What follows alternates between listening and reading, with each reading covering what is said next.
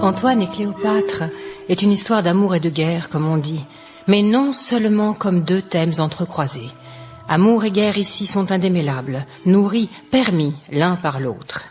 C'est l'histoire d'un sujet, Antoine, pris entre son autre lui-même, César Octave, et son autre elle-même, Cléopâtre.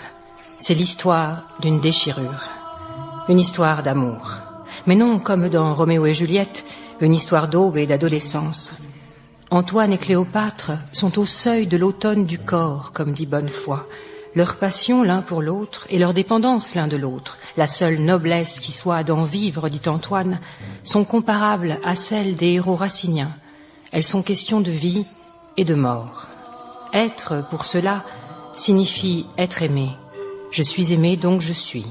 Je ne puis donc pas ne pas l'être sous peine de ne plus être, de me défaire, de ne plus pouvoir dire je, de mourir à moi-même. Une histoire de guerre aussi, ce qui ne veut pas simplement dire de bruit et de fureur, même s'il y en a.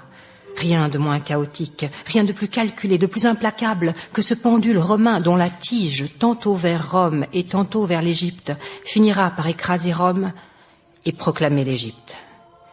Mais l'Égypte est romaine, et ce n'est pas quelque lointain ailleurs, mais une sorte d'Orient de lui-même que l'Occident meurtrit là, la part de lui qui diffère, un même autre.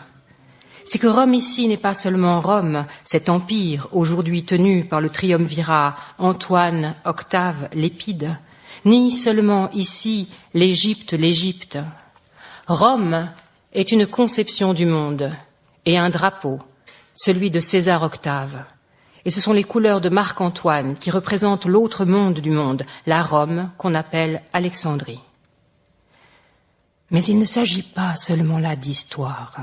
Peut-être même ne s'agit-il pas là du tout, malgré leur grandeur, de Marc-Antoine, de Cléopâtre, de César Octave qui deviendra l'empereur Auguste, ni de Sextus Pompée, qui ne furent finalement qu'eux-mêmes, mais de nous, de la guerre éternelle entre notre Orient et notre Occident, de la guerre au présent de nous-mêmes, qui toujours se livre entre la part de nous nommée Octave et celle nommée Antoine, et de la défaite toujours nécessaire, toujours tragique de l'Antoine en nous, de la victoire toujours tragique, toujours nécessaire du nouveau sur l'ancien.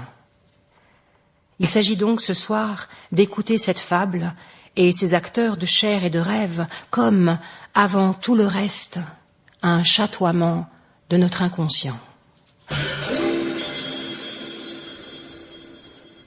En Égypte romaine, à Alexandrie, en la chambre de